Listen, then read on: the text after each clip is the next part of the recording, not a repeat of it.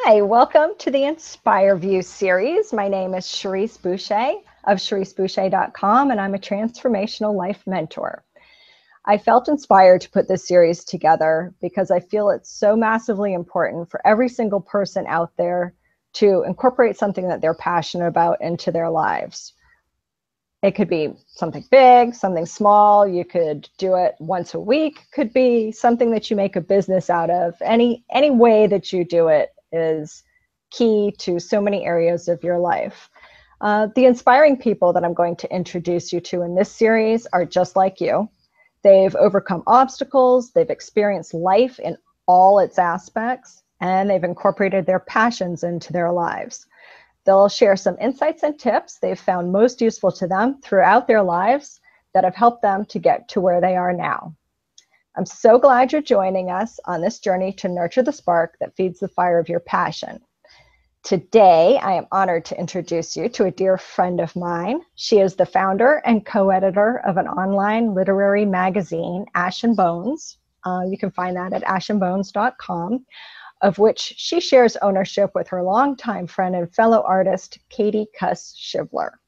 Her blog, Tough Girl, includes diverse topics and writing styles, such as installments of her memoir, poetry, essays on the topic of poetry writing, and portions of her thesis, which captures research for her capstone project, designing and conducting writers' workshops to awaken social awareness.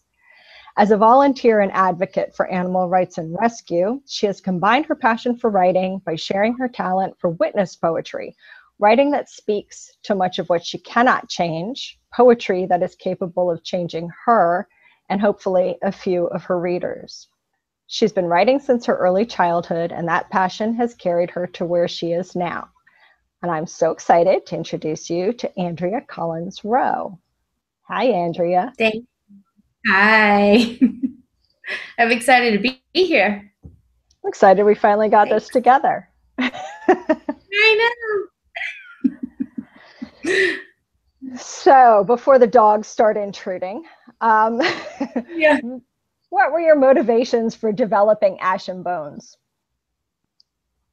Well, I one of the last courses I took during my Master of Arts, finishing my Master of Arts degree, was a course called The Professional Writer's Life. And in that course, you develop a list, like a goal list of what you want to do as a writer post grad school. And one of those things for me was to start a literary magazine, which would host a diverse, I don't know, diverse voices, really. So you don't have to be a very skilled writer if you don't possess those skills. You don't have to have them, but it has to be readable. And so the reason it clicked in my mind that there was a place for that, a forum for that needed, is because there was a boy. I call him a boy because he was much younger than I, but he he said in a fiction course, that he doesn't write nonfiction, he doesn't write memoir or anything like that because he doesn't have any good stories and nothing that anybody could learn from or find interesting. And for me, him saying that was interesting because I think everyone has a story and everyone has something that they can share that's teachable. That's awesome because I don't think most people see it within themselves. Maybe if you're a writer, and only because I already know you and met much of your story, but that you can see the life you've led has a story to it. But I don't think I have a story either. But I think a lot of people don't think that they do have a story. So it's interesting that what you do kind of promotes that within people to share. Mm-hmm. So would you say that if, I know you do some workshops as well, so do you think that the guidance you give to people helps them share their stories and maybe break through some things that they didn't see before that shows that they actually do have a story to share? Definitely. I think one of the main ways that we sort of think and I don't know, get in touch with those stories is by using metaphor. And so a lot of the writing exercises that I employ or teach are based in metaphor. So say we're doing, I'm asking somebody to write a poem. Well, you know, they're hesitant, they don't want to do it, I can't write a poem. Well, then we start off with a list. And so by writing a list, which is very fascinating, by writing a list of just one topic, there's so much that comes out of that, that even they're amazed. I can't even believe that this is my story and this one experience. And it just blows them away. And I think there's power in that. There's power in using language arts to sort of release some of those stories and memories. That makes sense. I think starting simpler, I think saying you're going to write a poem would be daunting. Yeah. It would be for me, because I'm thinking Dr. Seuss. How would I rhyme my life? You know? Yeah. Well, and you know, I kind of learned that early on, and that was a learning curve for me because, one of the things I do is I share my own poetry to sort of, let them know that, I'm in this with you. I'm learning. I'm always going to learn, and I want to learn from them. And so I share my own poetry, and, it was just deadpan. Like everybody was silent, like there. And then finally, one of the students said, "Do I have to be that good?" And I'm like, "No, this is I have my master's in this, you know what I mean? So that wasn't the point of it." And so it was then that I realized, hey, we all start from some place, right? And if we start from a list, then we start from a list, it just goes on from there. So. Yeah, that makes sense, because you've shared some of your poetry with me, and I love it. Some of it's funny, really hysterical. Some of it's a little deep, and I'm kind of like, what? But I get it. I don't really get it all. So, yes, I can see how. And I think that exercise would probably be something really good to share with people too. So maybe if you want to give a little bit of thought of that, maybe at the end, you could just kind of give an example of how people could start to explore some part of their life as a story with the whole list thing, because that would probably be helpful for a lot of people to get beyond that. Was that a cat? Mm-hmm. Yeah, I mean, I have a really good exercise. I mean, if you want me to hold off, I can tell you what it's called, and it can be found online. It's so simple. Okay. Okay, let's share that in just a few minutes. We'll do that. Okay. So you've been publishing this magazine for a little while now, and what continues to motivate you to do that? Well, there's two sides to it. One side is, the very personal need to be gratified by being a writer and by being a publisher. And I think once you do, it's a lot of work. I think people take it for granted, but it is a lot of work. Not only from, get this from scratch, getting submissions to, come in. But then you have to weed through them. Then you have to, say, okay, this one fits, this one doesn't fit. Then, you get to the editing stage, and that could take, one piece, if it's prose, say a long story, that could take 3 days, and that's just one story. And then you go to formatting, you go to images. And so I think for me, I'm a person that likes to put challenges in front of myself, and then I feel gratified after I meet those goals, and that's a personal thing. I like to see finished product. that, you know, I put a lot of hard work into. But on the professional level, I think it's important to maintain that forum for those voices that maybe wouldn't get a chance to tell their story outside of my website. So coming from both sides of this, as I know you have, from being the writer who's unpublished to creating a forum for writers to become published, how do you, what am I trying to say? Perhaps you can finish this thought for me. Like, I'm trying to blend those. So you've come from both sides, and now you've created a medium for people to express their views and their writing styles that are relevant, of course, to your publication. So what maybe do you have to say to writers out there, maybe? Right. Okay. Yeah. This is sort of why I don't have it fully thought out. Yeah. Well, I was like, where is she going with that? Yeah, because you've come from, I know you've come from both sides, you know, like from where you are now, right now, where you can publish your work and you can give the means for people to have their work published, to from where you were before, where, you know, you had the work and you wanted to get it published, and you're out there and you're putting it out there and you're getting rejection letters, or things just aren't happening. So it's something you have to persist at, I assume. Yeah. And not get what you're passionate about. Yeah. And that's something else I learned from that professional writing life course. I read a couple books by Carolyn C. and Ariel Gore on the writing life. And both of them stress the fact that you're old. Everybody gets rejected, you know, and it's constant. And so, you know, I anticipated that.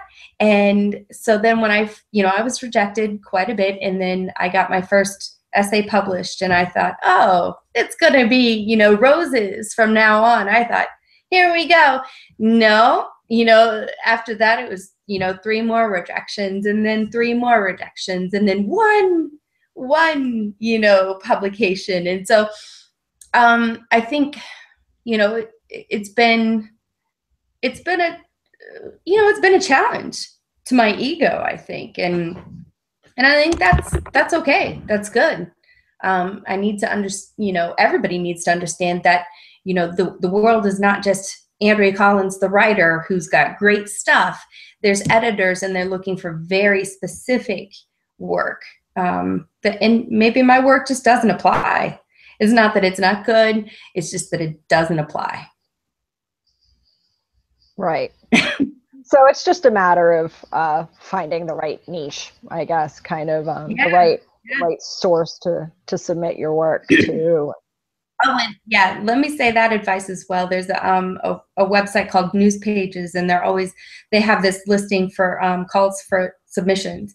And so when you go through there and you're thinking, okay, I have this poem and it might match this magazine. Well, first read the material that's in that magazine before you go and submit, because you might be sorely mistaken on what, you know.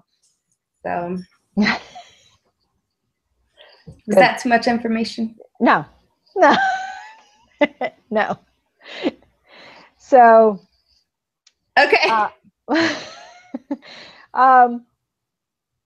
Let's see. So, how do you address controversial issues? Like, what if somebody submits something to you that may be controversial, or you're writing something controversial? How do you address that? So I'm a big believer in freedom of speech, right? However, I don't enjoy, for my particular website or outside of my website, anything derogatory or vengeful, right? Anything that's just brutal just because somebody wants to be brutal. And in many of those cases, the writing's not up to par anyway. It's not on a level that's publishable anyway. So, I don't even have to think about it. Well, this doesn't apply, because, the material, the topic, and the language is just, it's too, it is too controversial. It is too, sort of rude, offensive. Or, and then on that other level, it's already, the writing would just take too much editing to even publish in the first place. So I will give you an example. For instance, there is a poem right now. It's on the current issue. It's called, I believe, No More Hate. And it's saying it uses derogatory language, derogatory terms to address different racial backgrounds and religious backgrounds or whatever. But it says in the poem, basically, don't say these words. These are not to be used because they're offensive, they're rude, they're hurtful, right? And so I struggled with that one because as a writer, I would never use those words. And that's just, my style, my perspective. But I saw it from both sides. They have the right to say what they want to say, and they're hurt by being called different things that I can't even speak. I won't speak it. And so, they have a right to say that, and they have the right to say, I don't like this, and I hope you don't say that ever again. But it's a struggle because, there's always discourse about, well, if you use a word, then you're promoting it, right? And so you're giving it power. And so that's the problem I had with that poem, is that because it's in print, now it has some power and some legitimacy, right? Right. But, how do you get around that? I mean, it is a word that's being used. So do we just ignore that it's being used? That's really all I have to say about it. So you mentioned that some submissions might take too much editing. So do you suggest to people, like, if they submit something that you think might be marginally good to publish, that you give them editing suggestions, or do you just kind of send it back to them with notes or no notes, or how would you do that? And is that the norm? However you do that, is that the norm for the industry, or do you do something different? I've only, personally, as a writer, I've only been encountered that one time where my work has been sent back saying, we made these changes, are you okay with them? And of course I was okay with them. I made it much better, but it was just simple things, commas, misplacement or whatever that writers tend to, when we're in the moment, even if we revise 10 times, we overlook it. Mm-hmm. And that's normal. I mean, I expect those things when they come in for Ash and Bones. But Kate, my co-editor, she really enjoys giving to the writers who submit. And I think it improves, that relationship between editor and publisher and writer. And also, I mean, I have yet to see an email where, the writer is upset that she's giving these notes to them. And, it can only help. Yeah, I think that's a good service anyway. I'm not a writer. Well, I say I'm not a writer, yet I write stuff. But mm-hmm. You do. I wouldn't know like what the actual industry did, if they ever give you actual usable feedback or critiques, or if they just send it back with a big reject stamp on it or what. So that's good to know. I would appreciate getting feedback on something I submitted if there were ways that I could improve it. So the next time I submit, hopefully it would be published. So that's good to know. I'm getting all sorts of little insight. Yeah, and I will say that I mean, it doesn't happen often. Normally, huh? I normally just get a rejection. You know what I mean? Like, we liked it, thank you, but it's not right for us, right? And so, okay, you know, and you have.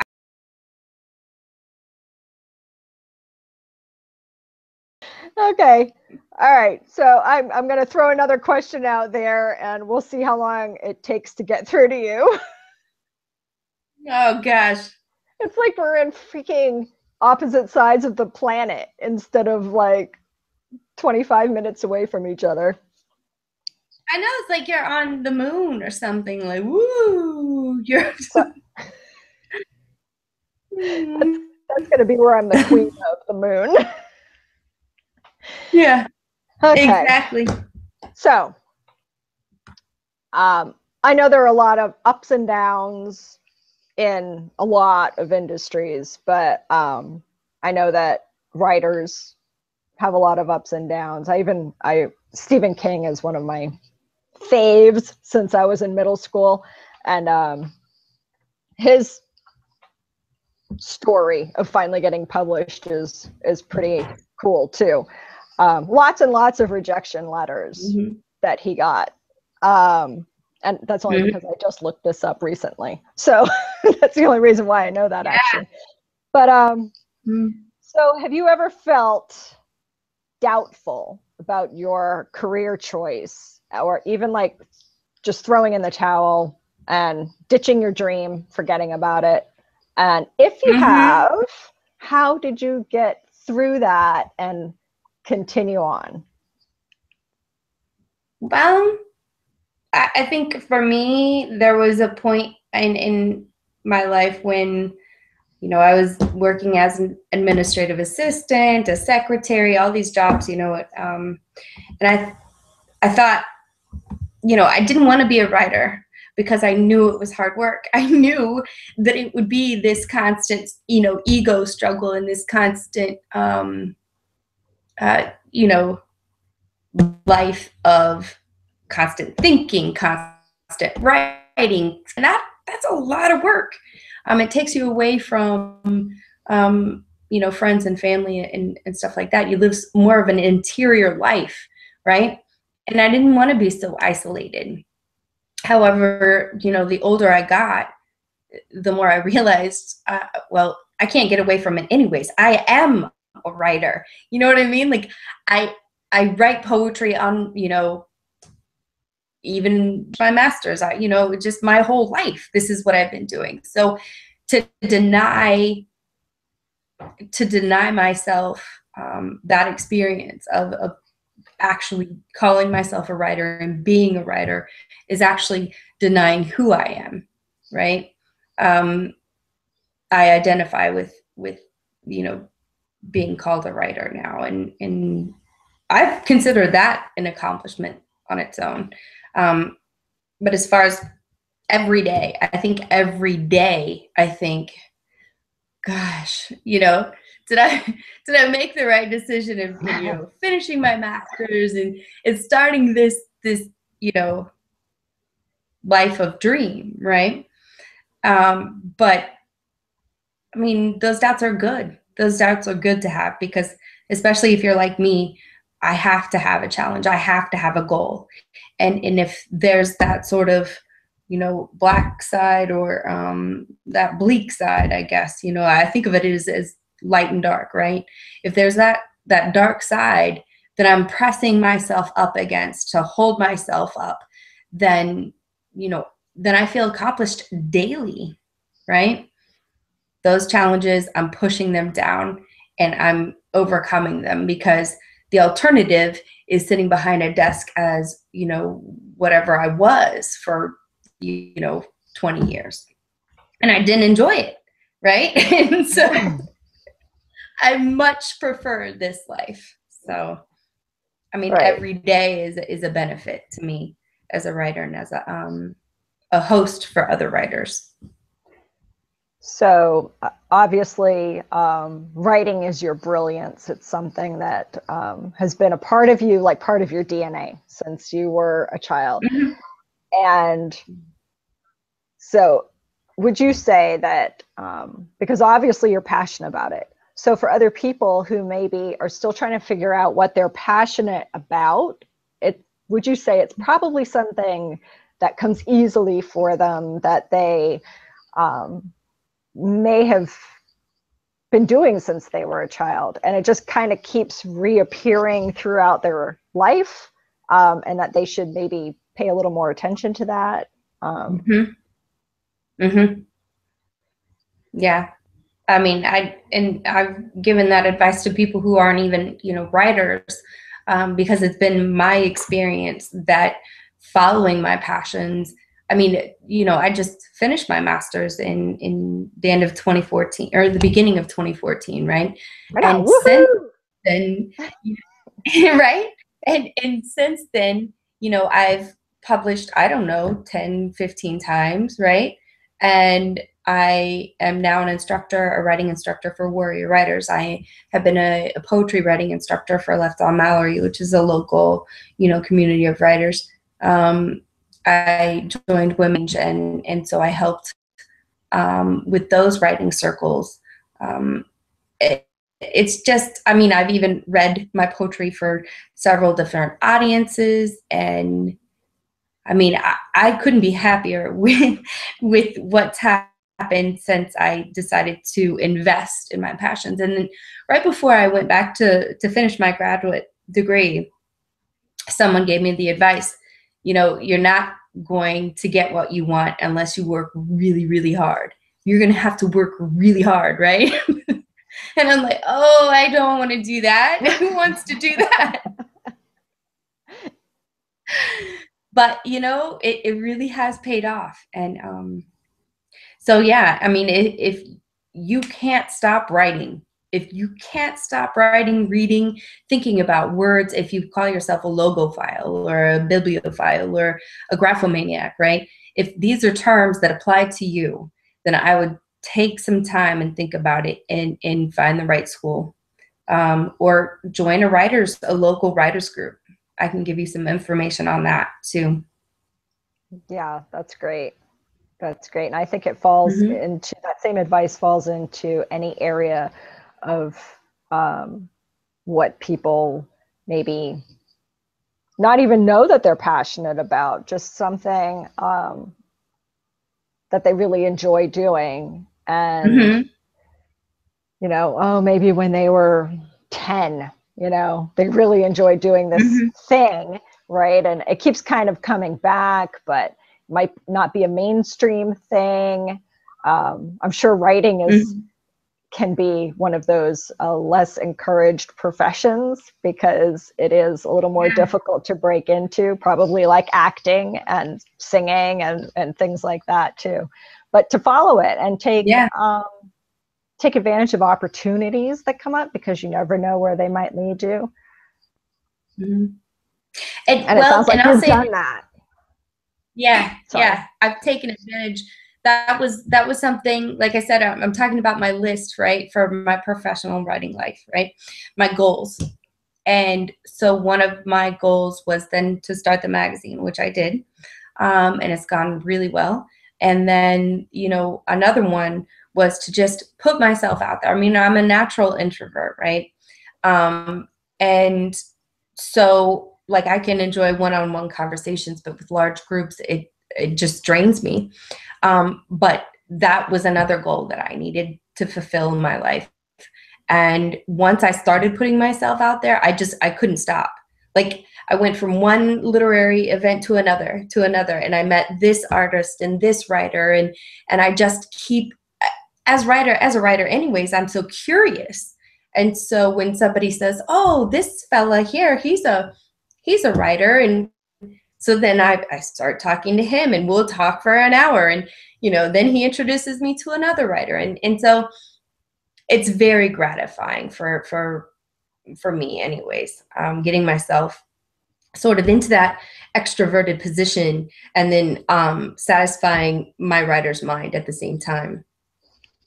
Yeah. Here's another piece of advice. Antioch University Midwest, where I graduated from, I went through an independent program, and in that program you gain a mentor, and you get to choose who that mentor is.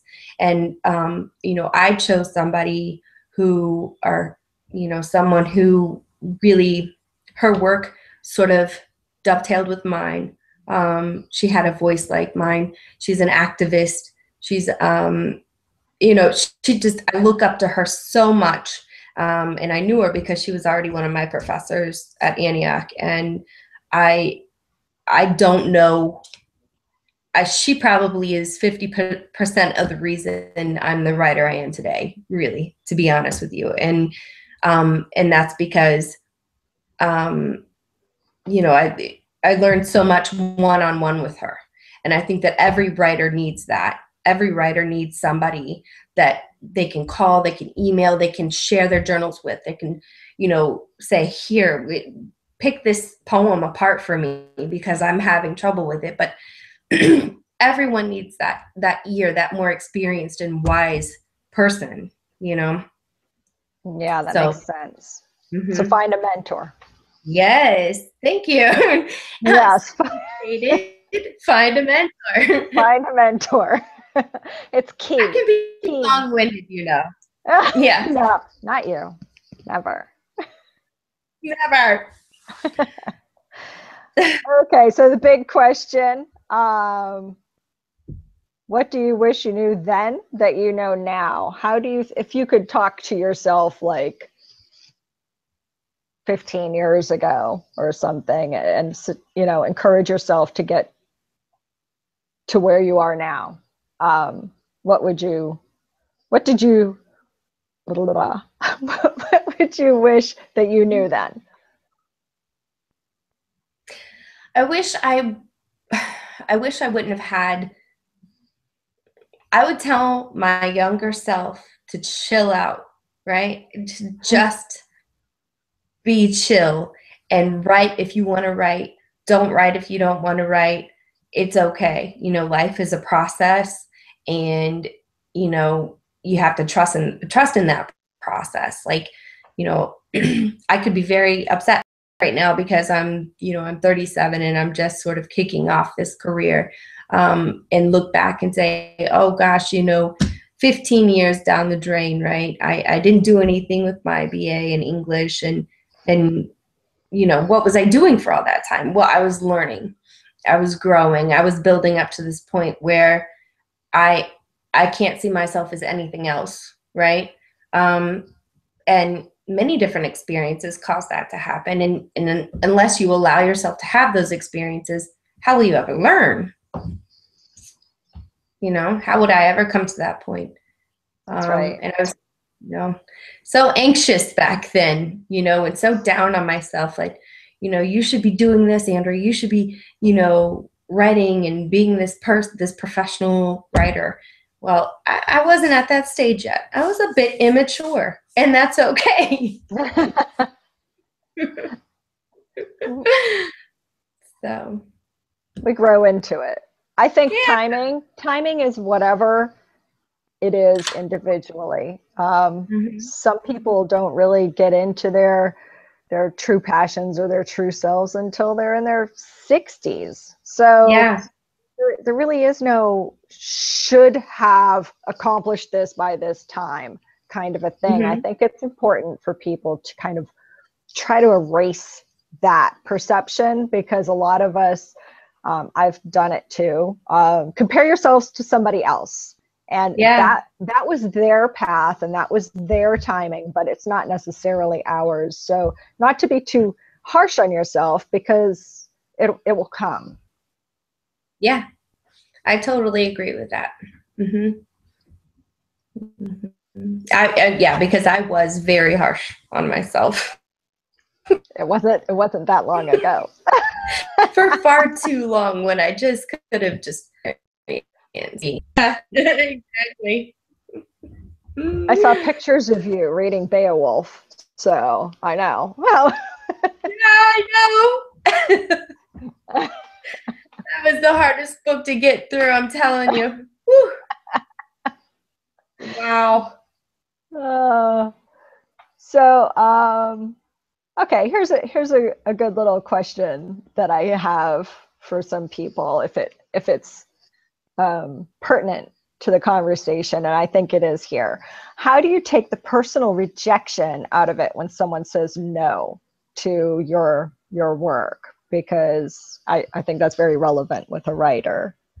How can you separate yourself from that? Well, yeah, that's a really good question, and I don't know that. I think there was something that Truman Capote, I read in the Paris Review. There was an interview with Truman Capote, and he said that you have to flush out the emotions before you can get to the good writing, right? And so, and what he means by that is that you can't be ruled by your emotions when you're writing. It causes a barrier to style, to the art of it. And I agree with that.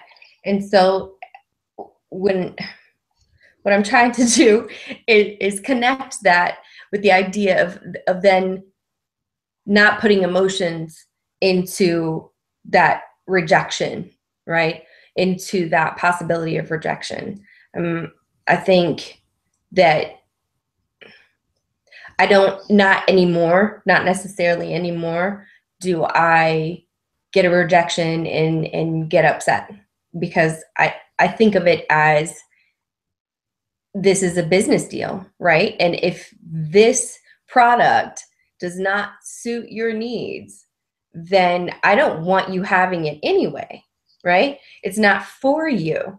There's a place for it, and in the writer's world, we call it homing. There's a home for this product, this essay, or this poem, and that's not a suitable home, so that's fine. That makes total sense. I think that's a great way of looking at it. It's just not a fit. It's just not where its home is, which can apply to probably everybody's business,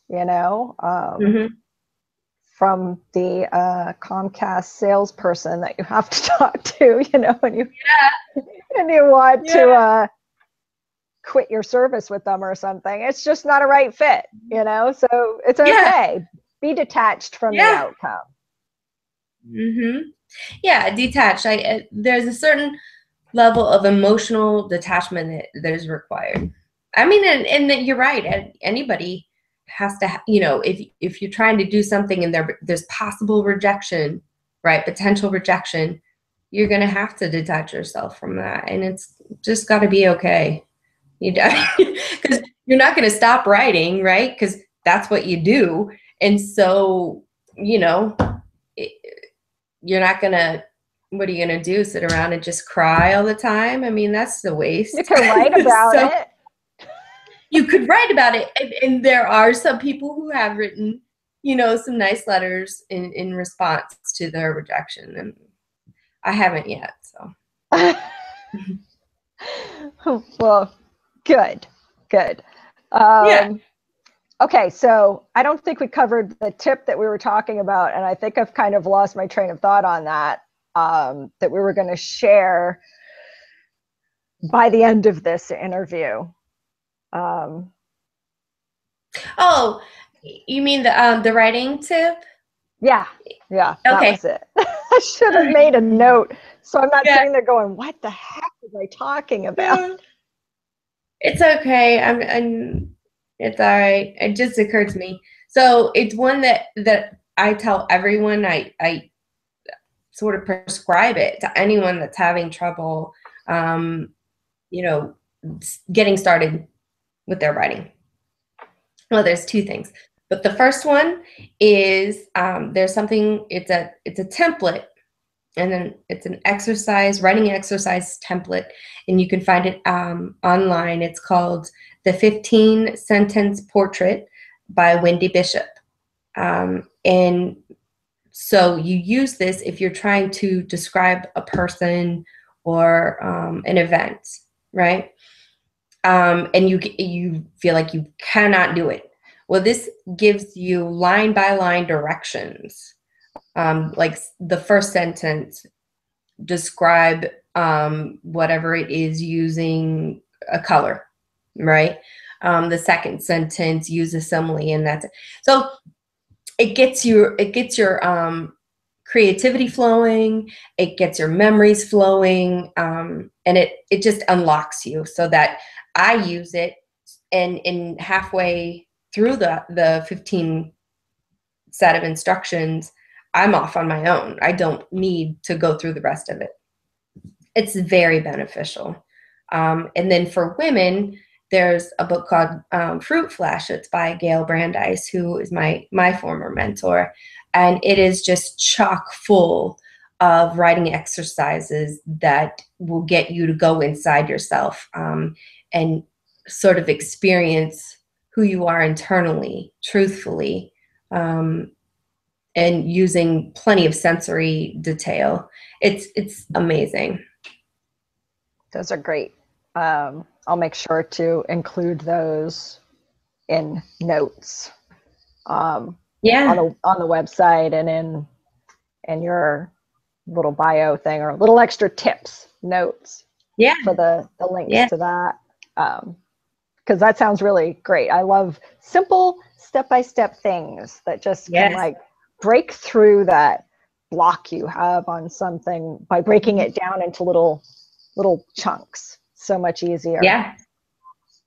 Well, and you know, I'm not afraid to admit it. I use it all the time. I mean, my recent essay, you know, called Dear Springfield, Ohio, I just put on the website. You know, I had to use the 15 sentence portrait to get there. And really it's a matter of pushing through the emotions to get to the facts and to get to the imagery and the sensation of it, instead of, you know, because I was too close to the subject matter. It was more emotional for me. So I had to kind of push through that.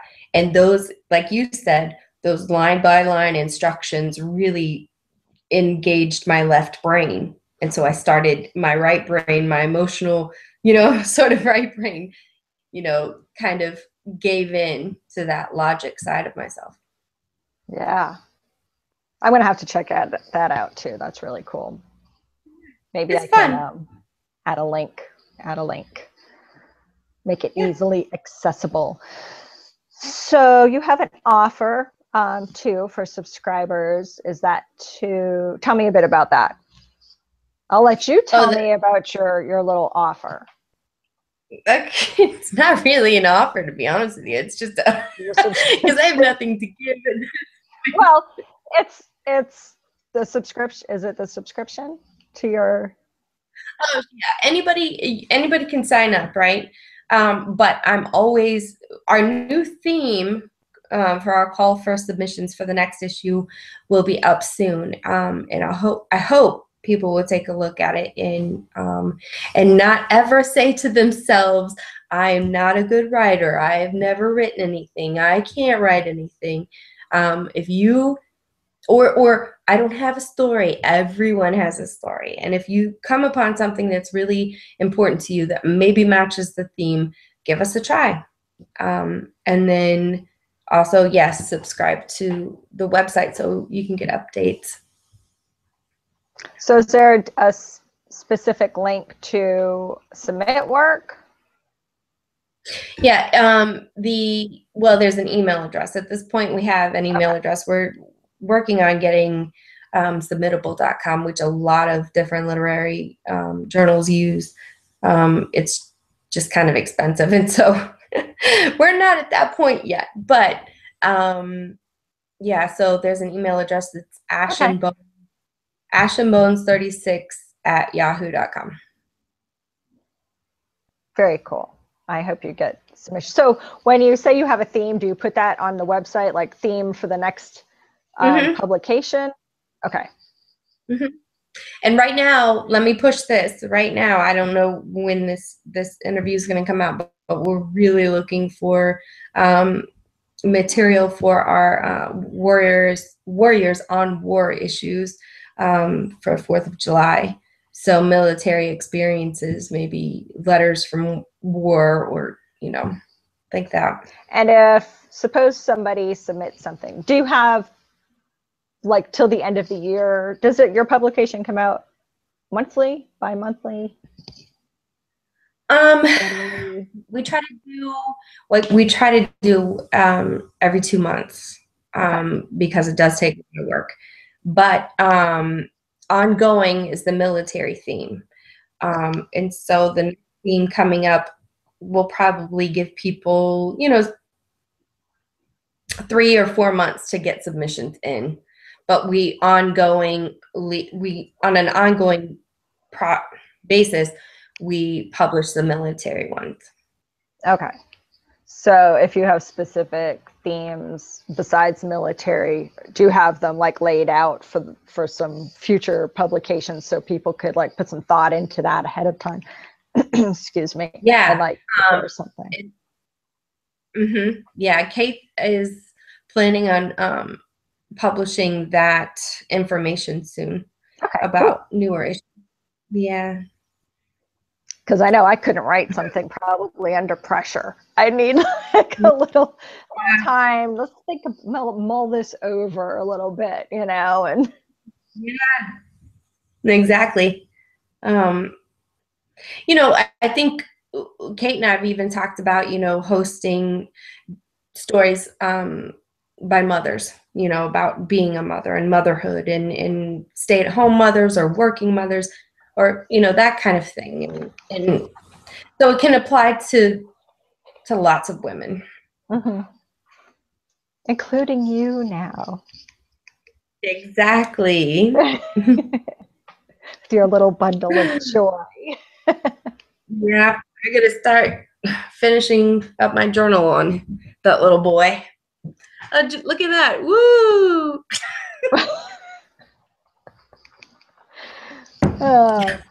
Very cool. Well, Andrea, I think we'll wrap it up. I could probably go on. I have some thoughts for you.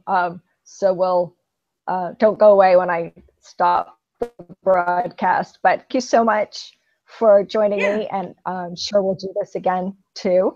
And everybody can find the links and notes that we talked about on the Passion Base in CherriseBoucher.com. If you click on there in the little Passion Base, if you've already signed up, you have the password to get in there.